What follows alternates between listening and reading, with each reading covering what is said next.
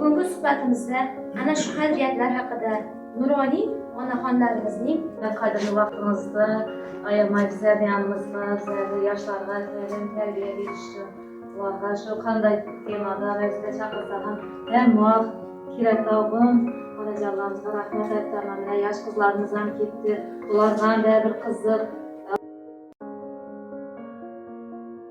xabarimiz bor. Muhtaram prezidentimiz tomonidan mart oyi milliy qadriyatlar oyligi deya e'lon qilingan.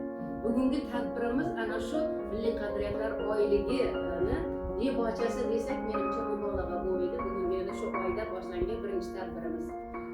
Endi milliy qadriyatlarga keladigan bo'lsak, albatta biz hozir yoshlarni ongiga endi keksa, men ham keksaman desam bo'ladi, chunki men ham nafaqadaman, yoshim 60 dan oshgan. Ana shu yoshlarga milliy qadriyatlarimizni, milliy urf-odatlarimizni singdirish albatta bizning vazifamiz.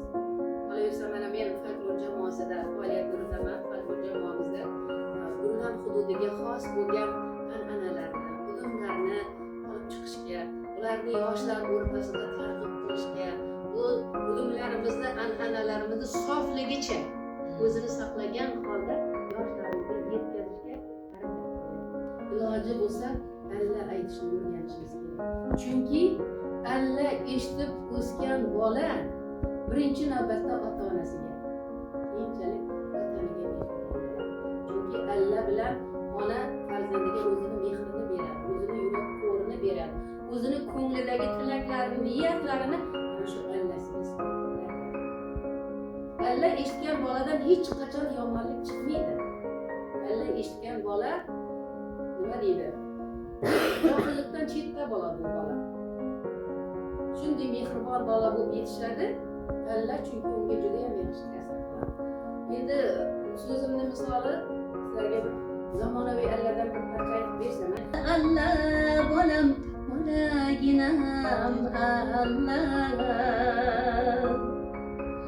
Aytayin alla bolam, orom ol alla bolam. Bolaginam alla.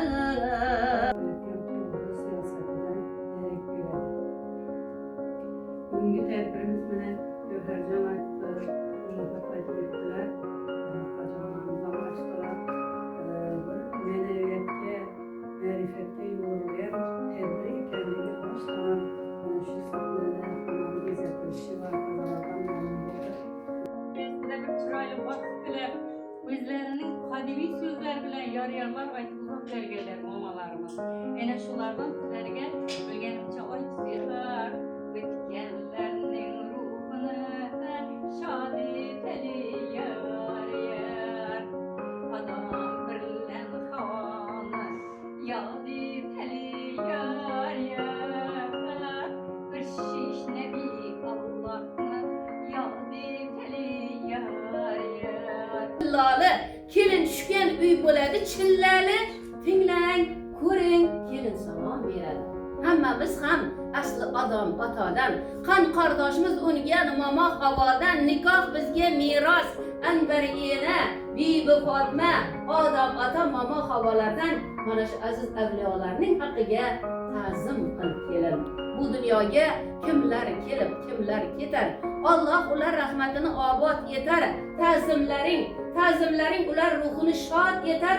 O'tganlarni ruhlarini shod qilib ta'zim qilib kelin. Nevara, chevaralar bo'ylarini ko'rgay, erkalab aytilgan so'zlarini ko'rgay, 90-100 yillikning bo'ylarini ko'rgay, ana sonajon qattiq qaynonangizga ta'zim ila bering salom. Chaqirsa labbay deb javob etgaysan, buyursa ajab deb savob etgaysan, 90-100 yoshlarni ham tavob etgaysan, ana qizlarning hojonangizga ta'zim ila bering salom.